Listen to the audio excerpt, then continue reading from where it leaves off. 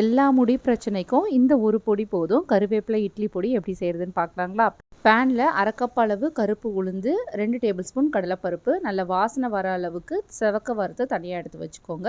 அதே பேனில் 1/4 கப் அளவு கருப்பு எள்ளு சேர்த்து, எள்ளு நல்ல படப்படன்னு பொரியிற அளவுக்கு வறுத்துட்டு அது கூடவே எடுத்து வச்சுக்கோங்க.